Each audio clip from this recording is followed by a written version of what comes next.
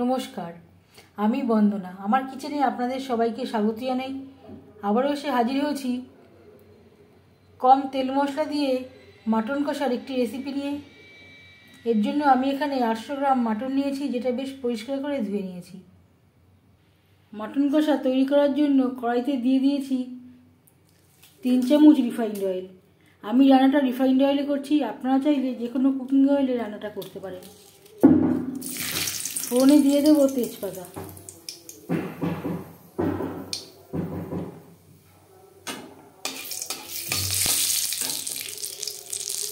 দশ 15 সেকেন্ড তেজপাতা ভেজে নেওয়ার পর দিয়ে দেবো পেঁয়াজ। আমি এখানে একটু বড় করে টুকরো করে নিয়েছি, কারণ আমি রান্নাটা করবো প্রেসার কুকারে।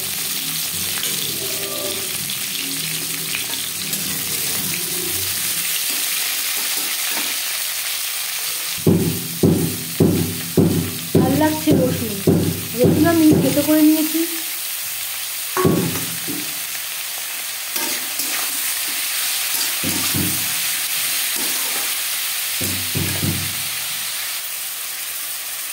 আর লাগছে টমেটো, 4টে টমেটো আমি টুকরো করে কেটে নিয়েছি। আর দিয়ে দেব আদা, রসুন ও কাঁচা লঙ্কা। রসুন আমি দুভাবে ব্যবহার করছি, কিছুটা রসুন আমি বেটে ব্যবহার করলাম।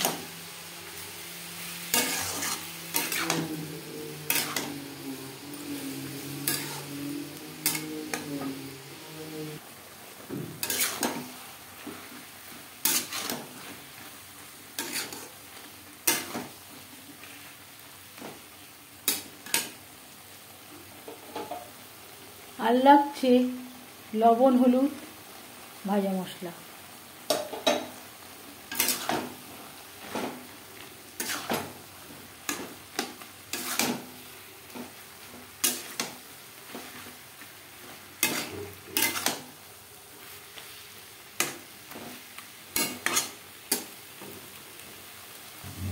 মশলা আমি হালকা করে কষিয়ে নেব। মশলা কষিয়ে নেওয়া হয়ে গেছে, এই পর্যায়ে দিয়ে দেব মাটন।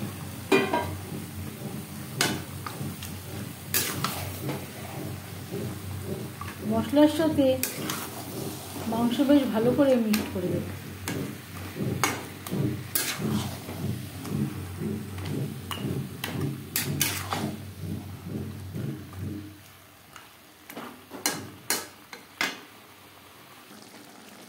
মশলার সাথে মাংস বেশ ভালো করে কষিয়ে নেওয়া হয়ে গেছে।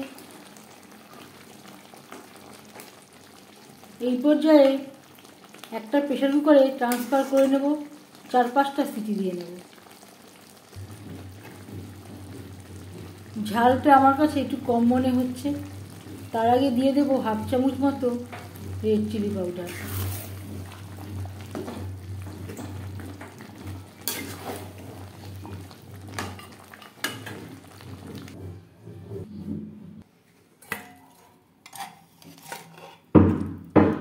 পাঁচটা সিটি দিয়ে নিয়েছি, মাংস বেশ ভালো করে সুসিদ্ধ হয়ে গেছে।